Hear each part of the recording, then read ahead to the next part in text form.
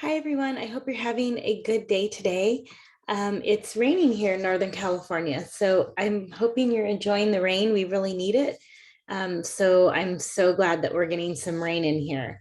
I'm going to share screen for a minute with you. I'd like to talk about where we're at. We're at a really important part of the class, a little bit of a crossroads, really. We start this week with researching. So we're at week 7, and this becomes a really important part of our course where we start to go into the research phase. So hopefully you've picked a topic, you found something that you want to research and write about. It should be something that you don't have a firm opinion on. So if you have a firm opinion on the topic, if you, for example, want to do a topic on, I use this one a lot because people address it, medical marijuana.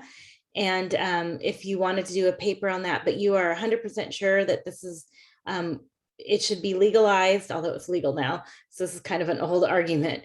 And you aren't willing to look at it from multiple angles, it's probably not a good research topic. So I just caution you that if you have a firm or staunch belief, you probably should pick a topic that you're curious about or you want to know more about, and less about something that you already are 100% sure on at what you believe. It makes so that when you do the research, you end up cherry picking your research, you find things that agree with your opinion, instead of going out there and reading what people are having to say about a topic and then coming to conclusions afterwards. So this is a fundamental mistake that we make early on as researchers, that we just find the material that supports the idea that we have, and you have to be really careful when you go down that road.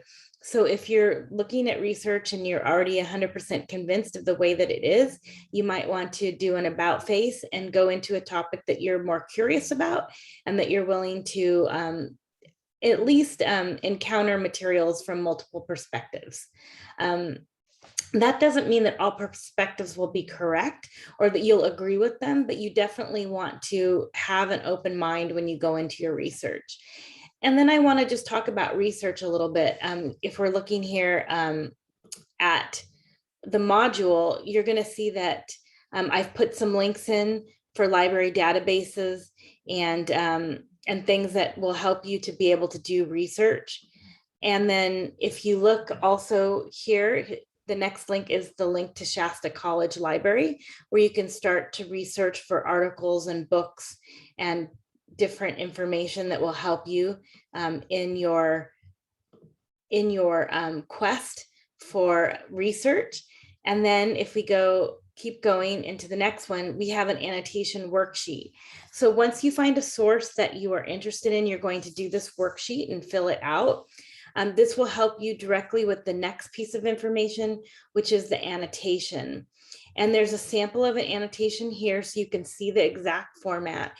And annotations are tricky. They need to look just like this. So you'll have the page information, your name, my name, the course, and the date, the hanging indent for the works cited entry, and then a paragraph that summarizes the material with a couple quotes from it.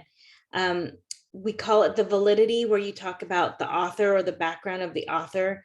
And then the third paragraph is the way that you're going to use that within your own research. And then if you look at this and you go back, right, when you look at the annotation worksheet, you're going to see these pieces of information here: the entry, the validity of source or the author background, the brief summary, and the use and research. But you want to use this example and you want to put it in the order that is according to the example. So the summary goes first, the validity of source second, and third, the use. I'm going to stop sharing here. Then you're going to turn in the annotation here, and that's really the assignment for this week. Let me stop sharing so I can talk to you a little bit more. So the annotation is tricky. So people always think that this doesn't look like a lot of work, but finding research is challenging and it takes a lot of time. And anytime I think something's going to take me 20 minutes to look up, I find that I'm in the library database for at least an hour. And an hour really isn't very much time. You're going to do one annotation this week, and then you've got 6 more with another paragraph you have to add, which I'll talk about later. So I'm sorry, 5 more for a total of 6. So you're going to do one this week that will have most of the information. Then next week, you've got 5 more to work on. And this is a lot of work. I've known students that will tell me that it takes 20 to 22 hours to get this kind of work done, especially when you're trying to find really good research. And I don't want you to use websites. You have to go into the database, and it's important that you use academic articles, that you're not just working with doing Google searches, because you don't get the same information and you don't get the academic research. So this is a big project. So I encourage you to start thinking about time that you're going to set aside in order to get the research done, in order to find the articles that you need to be able to write your paper. And you really need to carve out some time for this. So if you have any questions, please feel free to reach out to me. There's a lot of information on our web on Canvas. And if you need more clarity, just let me know. Okay, I hope you have a super good day, and I'll talk with you soon. Happy researching.